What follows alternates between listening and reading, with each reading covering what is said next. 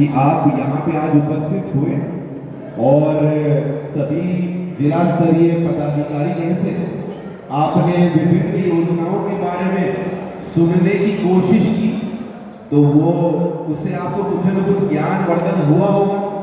योजनाओं के बारे में थोड़ी जानकारी लगी होगी कि क्या योजनाएं हैं। काउंटर भी लगे हुए हैं सब जगह पे, काफी भीड़ है काउंटर पे, तो वहां पे भी आप लोगों ने जाके समझा होगा, देखा होगा कि क्या योजना में क्या लाभ है और क्या योजना का लाभ कैसे लेना है, ये भी समझना है। बहुत सारी योजनाएं चल रही है, चाहे वो पैक्स की हो गई। देखिए पैक्स का आपका इतना अच्छा गोडाउन बन गया है, 1000 एमटी का, 500 एमटी का, यहाँ पे आपका धान वगैरह सब रखा जाएगा। राइस मिल का भी यहाँ संचालन होगा बता रहे हैं। तो आप लोगों से जो धान अधि प्राप्ति होगी, अब तो न्यूनतम मूल्य समर्थन भी आपका जो है बढ़ गया, तो धान की यदि प्राप्ति होगी वो सही ढंग से रखा जाएगा, सही उसका जो है धान कुटाई होगी, सही मूल्य मिलेगा, टाइम पे मिलेगा।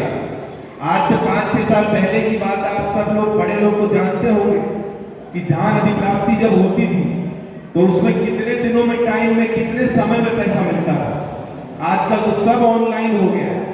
सारे हमारे कृषकों का डीबीटी पे रजिस्ट्रेशन हो गया है। कृषि विभाग के डीबीटी पे रजिस्ट्रेशन जब से होने लगा है, तब से चाहे वो धान अधि प्राप्ति हो, चाहे वो कृषि में बीज वितरण हो, चाहे वो फर्टिलाइजर हो, चाहे वो यांत्रिकरण हो, चाहे वो हमारा हार्वेस्टर इत्यादि का हो, सबके अंदर तेजी आ गई है।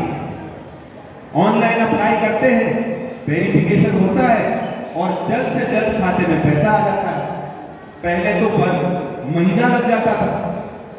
चाहे वो बाढ़ के अंदर भी, अगर बाढ़ में कुछ लोग रहे थे, 2008 की बात है या 17 की बात है, तो उस टाइम पे जो 3-3, 6-6 हजार रुपया मिलता था, उसमें टाइम कितना लगता था? 7-1.5 साल लग जाता था। सूची ही बनती रहती थी, सूची में उसका नाम कट गया, उसका नाम छूट गया, 1-1.5-1.5-2 साल तक नहीं मिलता था। आजकल तो सब ऑनलाइन कर दिया। जैसे कहीं बाढ़ में कुछ प्रभावित होता है, तुरंत वेरिफिकेशन होकर खाते में चला जाता है। तो ये टैक्स गोडाउन हो गया, और भी जितनी सारी योजनाएं बताई हैं, सब में कितना विकास हुआ है। तो ये सब बताने के लिए सब लोग आज आपके पास आए हैं और हम लोग भी आए। शिक्षा वाले पदाधिकारी नहीं है, लेकिन फिर भी ठीक ठाक जानकारी आपको दी। और शिक्षा के अंदर अब जो विकास हो रहा है, चाहे वो स्कूल का निर्माण हो गया, हाई स्कूल, प्राथमिक स्कूल, माध्यमिक स्कूल, शिक्षकों की उपस्थिति, शौचालय वगैरह ठीक करना, कुर्सी, बेंच, पंखा, टेबल इत्यादि, कंप्यूटर इत्यादि लगाना, ये सब धीरे धीरे बढ़ रहा है और अब बहुत आगे निकल गए हैं। तो सरकारी स्कूल के अंदर नामांकन जरूर करवाना है बच्चे का और भेजना है निरंतर। ऐसा नहीं कि नामांकन करके कोचिंग भेज दिया, प्राइवेट स्कूल भेज दिया, कोटा भेज दिया, दिल्ली भेज दिया। नामांकन कराना है तो पढ़ाइए वहां पर, अन्यथा नाम कट जाएगा।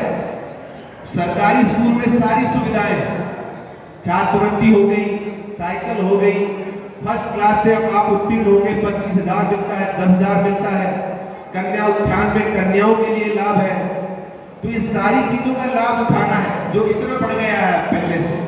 कल ही जो है बीपीएससी का आपका रिजल्ट आया है और प्राथमिक और माध्यमिक के अंदर दोनों मिला के 1.5-1.25 लाख शिक्षकों की बहाली हुई। तो इस जिले को भी और शिक्षक मिलेंगे अगर शिक्षकों की कमी है यहाँ। तो कल ही इसका रिजल्ट आया। स्वास्थ्य विभाग ने बताया होगा आपको कि कैसे जो है हमारी गर्भवती महिलाएं, धात्री महिलाएं और हमारी बच्चियां, बच्चे, इन सबको क्या क्या लाभ मिल सकता है। हम सब लोग प्राइवेट के पीछे भागते हैं, लेकिन सीएचसी, पीएचसी पे अगर आप जाएंगे थोड़ा समय लग सकता है, लेकिन वहां पे भी वही इलाज मिलेगा, फ्री में दवा मिलेगी, फ्री में जांच होगा और सही जांच होगा। हमारे जो डॉक्टर हैं सब लोग बहुत अच्छा पढ़ लिख के आया है। यहाँ नहीं तो आप खुदा किशोरगंज में रेफरल अस्पताल में जा सकते हैं, वहां भी नहीं होता है, सदर अस्पताल में आपका अस्पताल है, मेडिकल कॉलेज है, सब जगह पे पहले से सेवाएं और संसाधन बढ़े। कमियां हैं अभी भी, जिसको दूर कर रहे हैं धीरे धीरे, लेकिन आप उसका उपयोग कीजिए। आप सब लोग बहुत सारी योजनाओं का लाभ नहीं लेते हैं, कार्ड नहीं बनाते हैं, यूडीआईडी कार्ड नहीं बनाते हैं, एमसीएस कार्ड नहीं बनाते हैं, जच्चा बच्चा कार्ड नहीं बनाते हैं, टाइम पे बच्चे का रजिस्ट्रेशन नहीं कराते हैं जन्म वाला, उसमें बहुत सारा डिले हो जाता है, विलंब हो जाता है। तो सबके बारे में जानना है। आशा आपके यहाँ घूमती है, एएनएम आपके यहाँ घूमती है, घर घर जाती है, आंगनबाड़ी केंद्र भी है लगभग सभी जगह पर। आज से अगर 15 साल पहले की बात करें तो 50-60 आंगनबाड़ी केंद्र थे। आज देखिए कम से कम 400, 500, 600 आंगनबाड़ी केंद्र बन गए, बाकी किराए पे चल रहे हैं। 400 आंगनबाड़ी केंद्र स्कूलों में शिफ्ट हो गए, स्कूल के अंदर कमरा ले लिया, वहां चल रहे हैं आंगनबाड़ी केंद्र। तो यहाँ से भी जानकारी मिल सकती है। आंगनबाड़ी केंद्र, आशा, एएनएम, स्कूल हेडमास्टर, कल्याण पदाधिकारी ने बताया विकास मित्र। विकास मित्र का सुना होगा आपने नाम, आपके हर पंचायत में विकास मित्र, उसके पास रजिस्टर रहता है। उस रजिस्टर के अंदर हर आदमी का लिखता है कौन से दलित, महादलित और पिछड़ा वर्ग के टोला है, सबकी डिटेल लिखता है और सबका बताता है कि इसको ये योजना का लाभ मिल सकता है। तो अपने विकास मित्र से संपर्क कीजिए। सारे तरीके के लोग हैं जिनसे कि आप योजनाओं का लाभ ले सकते हैं, जानकारी ले सकते हैं। स्टूडेंट क्रेडिट कार्ड हो गया हमारा। एक बार 12वीं क्लास पास कर लिया बच्चा तो उसके बाद उसको डॉक्टर बनाना, इंजीनियर बनाना, नर्स बनाना, पॉलिटेक्निक करना, आईटीआई करना, इसके लिए पैसा लगता है। तो बैंक के पीछे भागने की जरूरत नहीं है। स्टूडेंट क्रेडिट कार्ड लीजिए आप, 4 लाख तक का उसमें लोन मिलता है और सिर्फ 4% ब्याज दर में। बच्चियों के लिए तो सिर्फ 1% है साल का।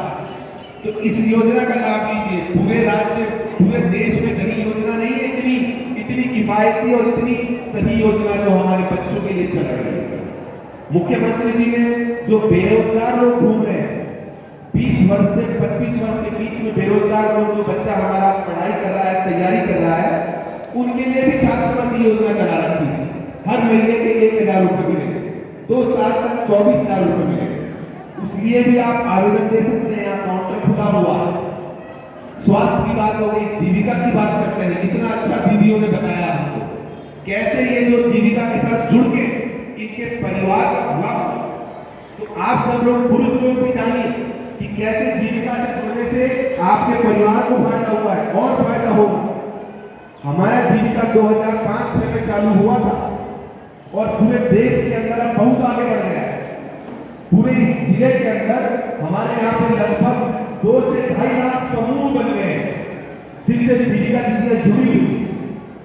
जो समूह बहुत तेज है, बहुत अच्छे से समझ रहा है कि कैसे जो है आपस में मिलजुल के पैसे को जो बचाना है और कैसे बैंक से लोन लेना है, वो समूह आगे निकल गया। उस समूह की दीदियां आज आटा चक्की, सत्तू वगैरह सब बना रही है, मसाला पापड़ वगैरह सब बना रही है, बकरी पालन, गाय पालन और मशीनें ला रही है। बम्बू जो है बांस, उस बांस से कैसे नया नया आपको जो है आइटम बनाना है, कुर्सी, टेबल, चेयर वगैरह कैसे बनाना है, वो सीख रही है, ट्रेनिंग ले रही है। मधेपुरा जिला में एक ट्रेनिंग का सेंटर है, वहां 2 हफ्ते रहती है और ट्रेनिंग लेती है।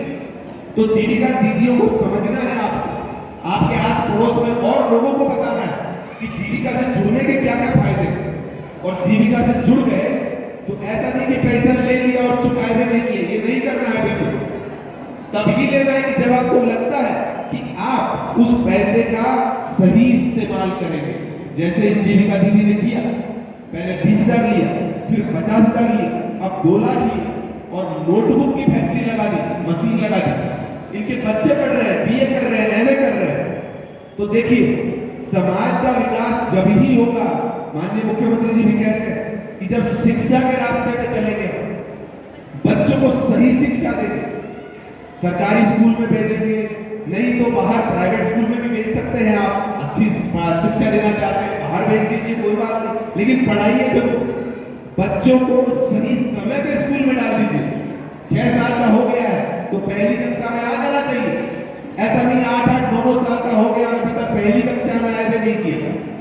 तो आंगनबाड़ी केंद्र का भी आपको फायदा लेना है। बहुत जगह आंगनबाड़ी केंद्र के अंदर बच्चों को बहुत अच्छी शिक्षा दी जाती है। 6 साल तक हमारा छोटा बच्चा रहता है, जो हुआ उसको खाने पीने का दिया जाता है, पोशाक राशि दी जाती है। उसकी महिला जो है, जो गर्भवती महिला है, उनकी गोद भराई की जाती है। उनको अन्नप्राशन किया जाता है। ये सब चीजों का फायदा लेना है आप लोगों को। उसी के लिए हम ये जनसंवाद कार्यक्रम इत्यादि कर रहे हैं। हम लोगों से घूम घूम के पूछ रहे हैं कि आपकी पंचायतों में क्या समस्या है। तो कई लोग बता रहे हैं कि रोड नहीं है, कोई टोला छूटा हुआ है, तो वो भी हमको लिख के दीजिए।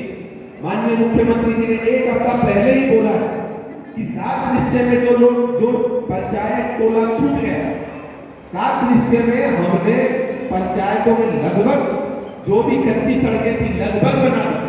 कुछ छूट गई है पंचायतों में, कुछ वार्ड टोला छूट गया है, वो ले लीजिए। अभी ही मौका है, पैसा मिल जाएगा उसका।